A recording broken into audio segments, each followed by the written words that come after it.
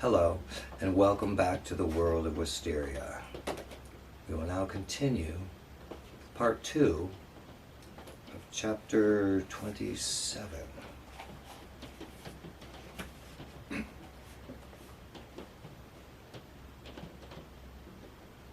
So, what do you think of Lily?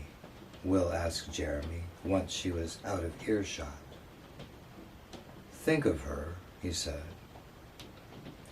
Will told him of their first meeting and their later encounter at the bonfire. Then, after giving Jeremy a more detailed account of her actions during the brawl, he described their subsequent conversation, in which Lily revealed her quickly devised, though surprisingly intricate, plan to point Daniel in the wrong direction and create a false trail for him to follow. How very clever of her, Jeremy murmured, with an approving smile.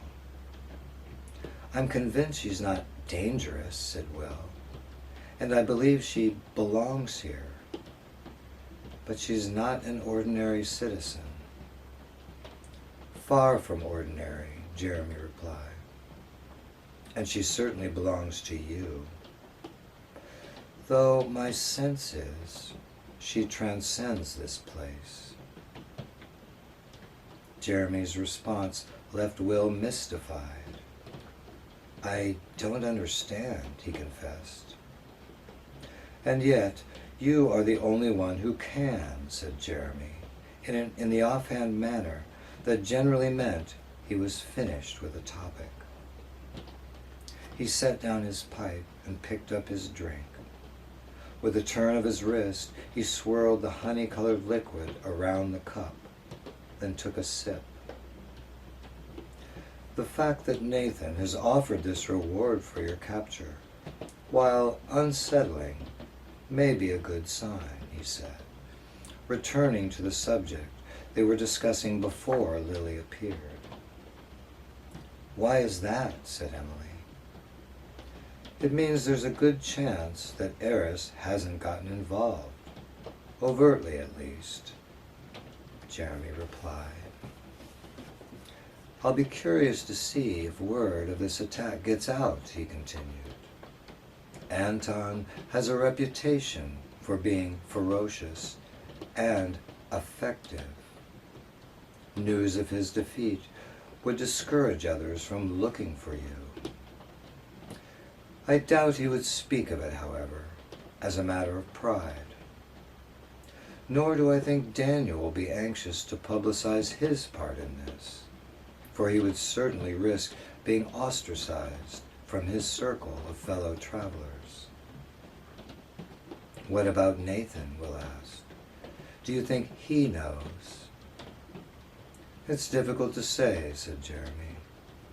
Those two may have heard about the bounty and acted on their own, without Nathan's knowledge. Charlotte said she would do some investigating, said Emily.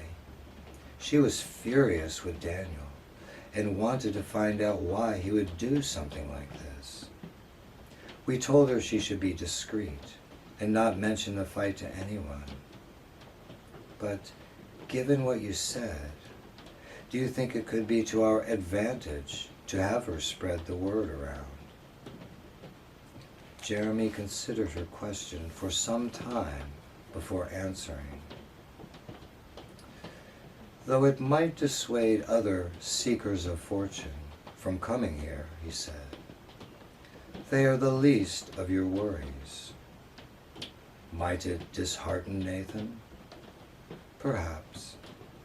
On the other hand, it could anger him even more and strengthen his resolve to get revenge. Still, your greatest concern is Eris, and though there's no sign she has taken much interest in this quarrel, she is volatile by nature.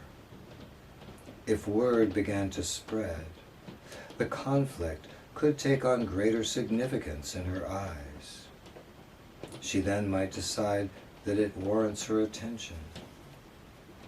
Thus, he concluded, All things considered, I believe discretion is the wisest course. The bounty could be an issue if you're seen outside this world. Opportunists might be tempted by the reward if you happen to appear within their grasp.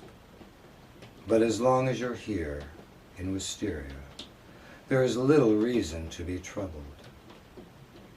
That's fine for now, said Emily. We have plenty to keep us busy. For one thing, we've been practicing our skills. And how is that going? He asked her. Pretty well, actually. We practiced high jumping the other day, and I won, she said, tossing a sidelong wink at Will. Did you?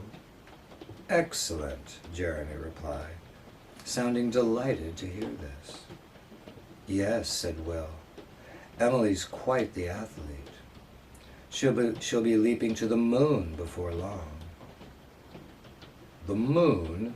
Said Jeremy. Unlikely.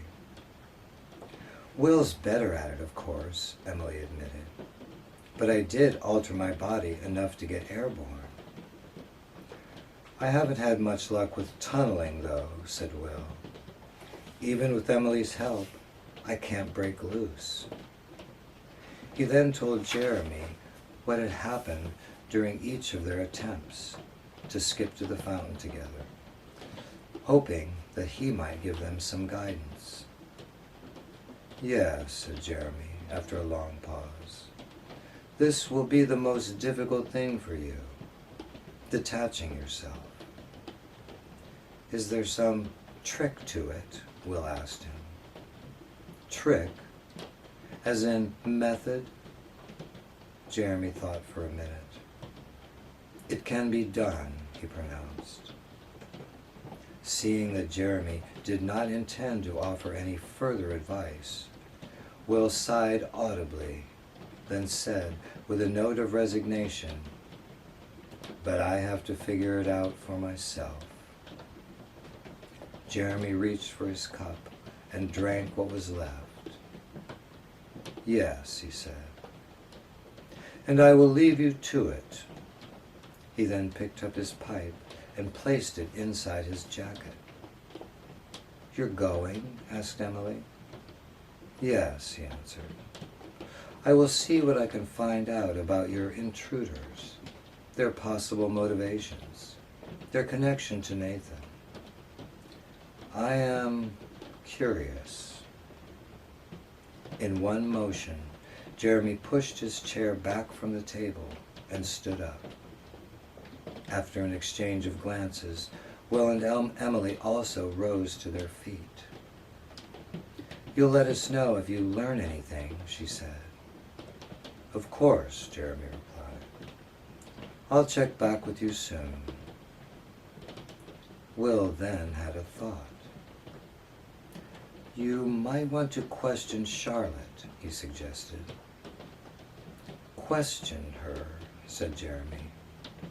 Talk to her, said Will, as if correcting himself, though he'd carefully chosen his words, to see what she knows, what she might have found out. It was logical to propose that Jeremy and Charlotte coordinate their efforts, but there was another purpose behind his suggestion. Perhaps in the course of speaking to her, Jeremy might discover what she seemed to be holding back from them. Jeremy narrowed his eyes and stared at Will for a moment. Yes, he said. A sensible idea. Lily now noticed that they appeared to be leaving. You're off then, she called from the front of the room. Yes, Will answered, as they made their way toward the door. She wiped her hands on a towel, then stepped out from behind the bar to see them off. A pleasure to meet you, my dear, said Jeremy, putting his heels together and bowing his head. Lily returned a curtsy and a smile. Likewise, my lord, she replied. She turned to Will, stepping close, then lifting her eyes to meet his. It was wonderful to see you, she said. Will hesitated, then opened his arms and embraced her. Thank you again for everything. She pulled herself close and laid her head against his chest. You are so very welcome, she whispered tenderly. Reluctantly releasing him, Lily took a step back and looked at Emily. Have a good afternoon, my very lucky lady, she said, offering a smile that, though faint, seemed sincere. You have a good afternoon too, said Emily. Lily escorted them to the door, which she then pulled open. Jeremy stepped to one side and allowed Emily and Will to exit ahead of him. He started to follow, but paused as he crossed the threshold.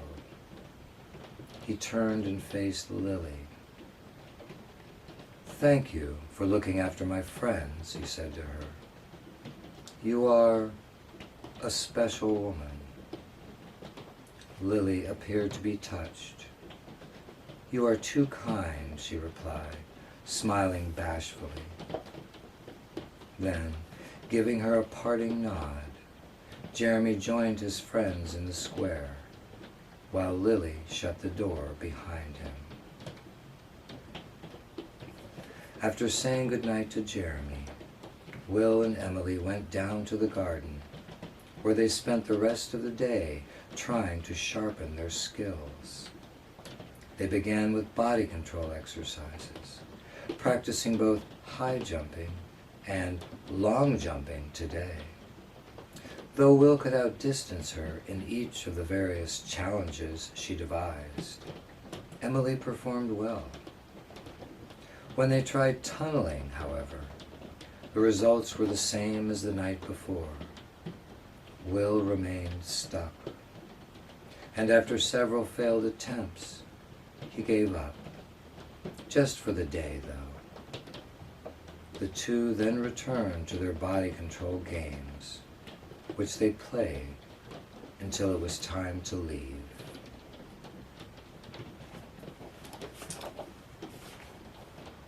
And thank you very much for joining me this evening. And we will return with chapter 28.